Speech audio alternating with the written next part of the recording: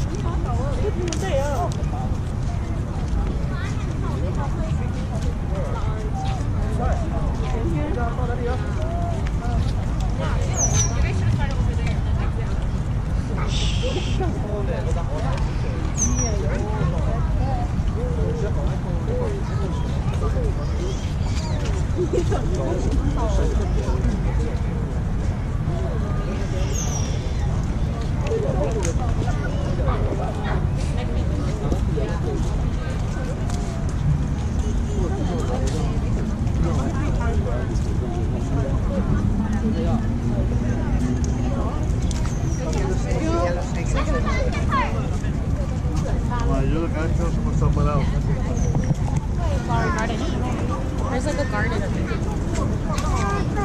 Toàn rồi đi của pháo.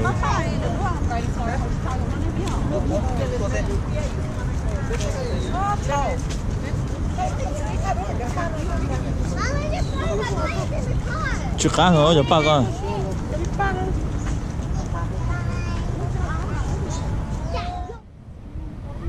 Chicago nữa nè.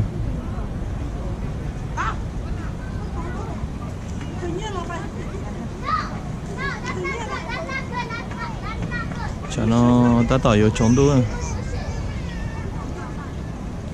Còn này ít khỏi chờ là cho ba nó gọt cho nó.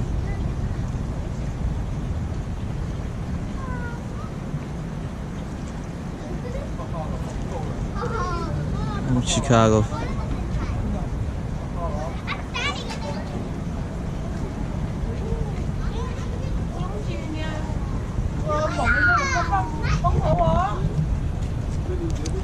Sao để cho tao cứng nhẹ tới có chấm nhiều con nó rồi lắm nè.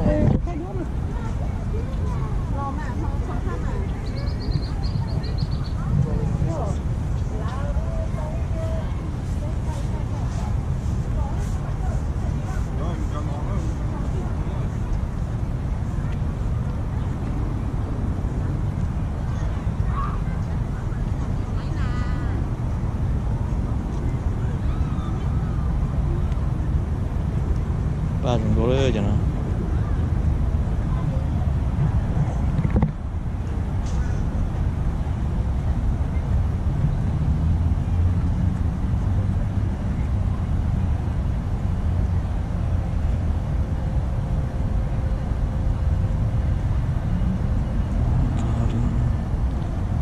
Cho nó ta tạo cho trốn đủ đấy.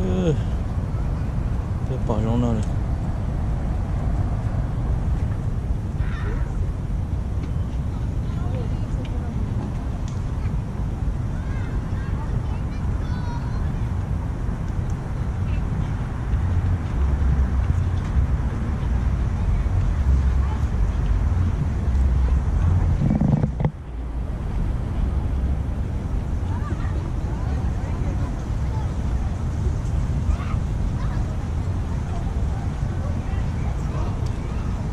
chế xe hàng nữa cho nó chọn đồ cho họ là bắt sầu